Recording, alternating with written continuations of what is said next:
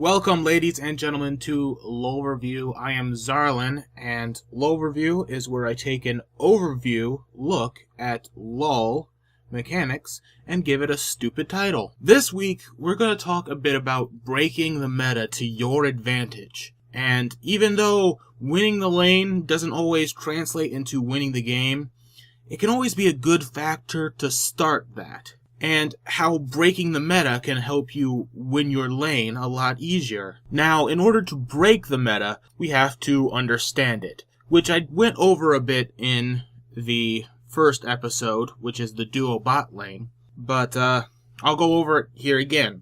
We usually have a duo bot lane, which is the AD carry and the support, which is there for protection for the AD carry, and so the AD carry can get farm, because the support really doesn't need farm that much, besides to buy wards. There is the AP mid, which needs both levels and farm to do relatively well. There is the top laner that can either be a tanky DPS, a full-on DPS, or a tank, which all depends on team comps and how that works. And they mostly need levels and money in order to become tanky and do their job. But, yeah. And there's also the jungler, which can be pretty much swapped out with top lane at any point. And, yeah, basically the same deal with them. So, with that in mind, how do we break this meta in such a way? Well, there's multiple ways, but most of them get banned out quite early.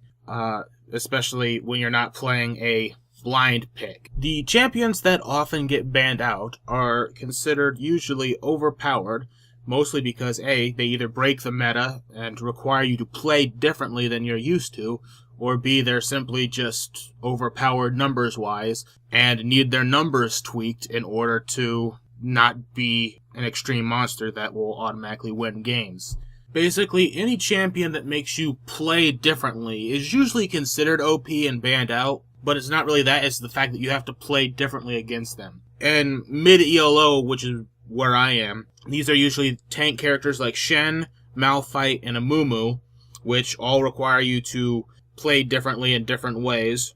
Shen, he can split push, which a lot of lower ELOs don't know how to deal with that. Malphite can't stay clumped up, same with Amumu. Another popular one is Blitzcrank, simply because he changes bottom lane so much, and it really doesn't matter how much they nerf him, as long as he's got Rocket Grab, he's pretty much a permaban in mid-ELO at this point, simply because a lot of people don't know how to properly play against him. But since these are usually banned out, you can't exactly always depend on playing them in order to quote-unquote break the meta and win your lane easier. You have to do a little creative thinking on how with other champions.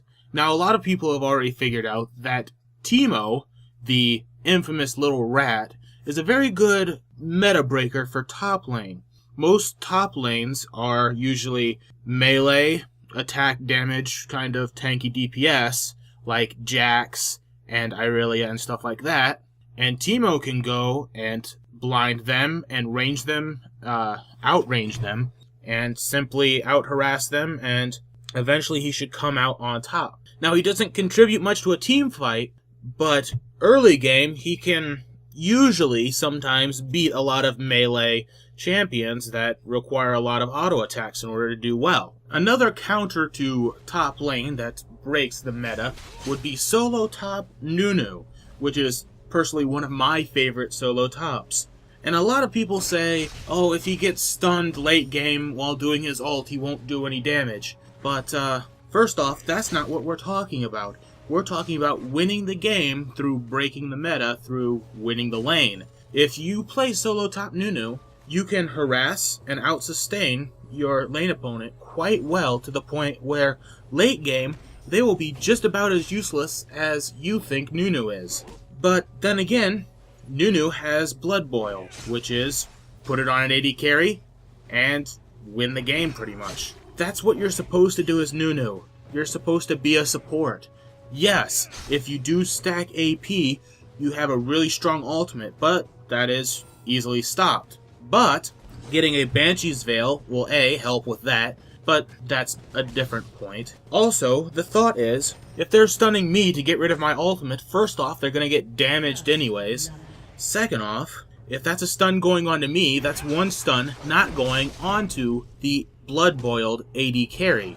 And if the AD carry has one less stun to worry about, that's more damage he can put out. There are many other pros to solo top Nunu that I will not go into, but just kind of think around those kinds of things in order to find your counter to most solo tops, and how to break the meta in other lanes, like mid lane, which has received its meta breaking quite recently and has become quite popular. It's pretty much become the meta because of one single item, Black Cleaver. Now, I'm of course talking about a lot of assassin-like bruisers going mid because of Cleaver, and it becoming a lot more popular because of it, such as Talon and Kha'Zix, which Kha'Zix has been banned a lot recently as well. These AD casters slash AD assassins do really well mid, simply because A, they usually have a little bit more defensive stats than some mids do, depending on what character versus what character,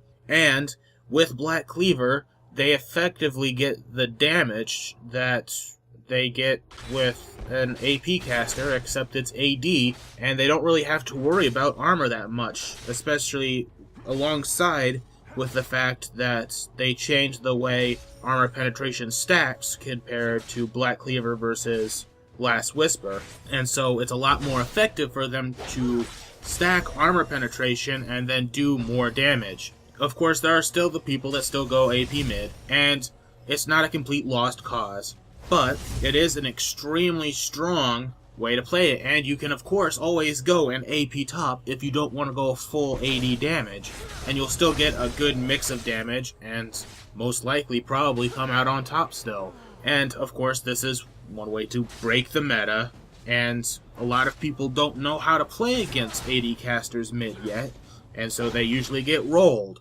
And if they get rolled, they'll lose their lane, and especially with middle lane, they have a very great possibility of roaming to other lanes and getting kills there, and just making all the lanes win for themselves, and effectively winning the game single-handedly if they're good enough, and the other lanes suck enough. Now, there's not a lot of ways to break the meta in jungle besides going double jungle, which I obviously haven't done enough research on and don't know enough about, and I hate the idea anyways because it breaks up so many other parts of the meta, because you most likely give up your support bottom, and either your AD carry is alone or you don't have an AD carry, and yeah, I don't know enough about it and I don't really want to talk about that here, mostly because it changes up so much that it changes the game a lot more than what I'm trying to talk about here. And then finally we get to bottom lane, which what most people know of as breaking the meta. Bottom lane is, instead of going AD carry support, you go kill lane. And a lot of times kill lanes do not involve an actual AD carry, but they do involve two characters kind of supporting each other. One of them might go gold per 10, one of them might not. They might both go gold per 10. It's all weird and speculative, and each one has their own different way of playing it. Usually, kill lanes has two tanky AD casters, usually like a Pantheon or a Jarvan. A very popular one used to be Jarvan and Leona, because of their synergy working together. And there's just a lot of different ways that you can do a kill lane, but basically, you're giving up your late game AD carry for two champions that could easily kill the AD carry in a team fight, but don't have that long extensional damage. They only have really burst damage, and once their cooldowns are on cooldown, then you've got to wait for them to come back up before you can do any real damage. And that's really the only ones that I can think of for breaking the meta, and that pretty much covers all the lanes on pretty much how to beat them. And given what I said, just kind of think around what usually goes in those lanes, and then think of what champion kind of beats that idea. Like Teemo and Nunu going top, because most tops are AD kind of tanks or whatever. And Nunu's mini exhaust and Teemo's blind just kind of beat that. or the AD caster mid because of they fit kind of the same role, but can usually do more damage and survive better than most AP casters. And of course, what I just said about the kill lane bottom, because they just kind of kill the AD carry and make him useless late game, and kill him in team fights so they don't have an AD carry in team fights. But anyways, that's my thoughts on the whole breaking the meta. And usually, if you use these strategies effectively and know exactly how to use them, you can usually win the game quite easily if you know how to transition well from winning the lane phase into winning late game by using these meta-breaking strats. But anyways, my name has been Zarlin, this has been LoLverview, and thank you for watching.